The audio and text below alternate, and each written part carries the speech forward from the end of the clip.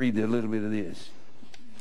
I won't go any further into that, but he goes into this Ishtishbadayin, would-be martyrs, and he goes into martyrdom.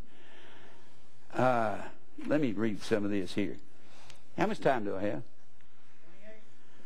28. All right. Jihadism is not a mere reaction to the foreign policies of industrialized powers, nor is it a collective response by frustrated Muslim world to American, European, and Allied aggression.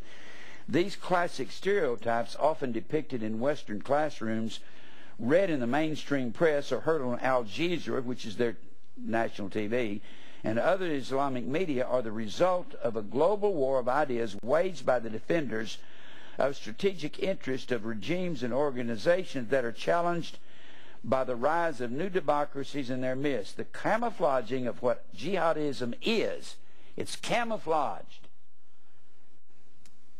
is or isn't, is in fact a main component of this war of ideas. For as I will explain later, the current battle of arguments on the world stage is about defining the concept of jihad, jihadism, and jihadist. Depending on which definition is held by Western democracies and their allies, and that don't mean a thing, what we say it is, it's what they say it is, isn't it?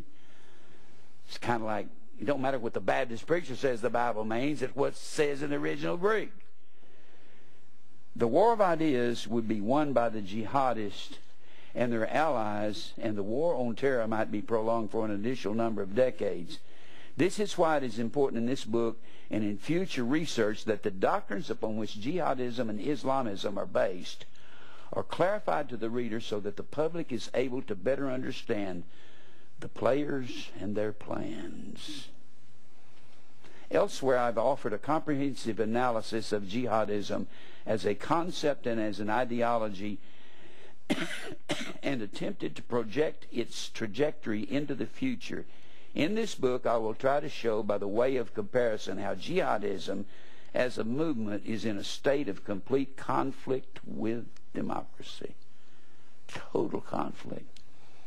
Not only in terms of principles, but also in the realm of geopolitics, or where boundary lines are drawn, and in power politics, who has the most nuclear bombs and so forth.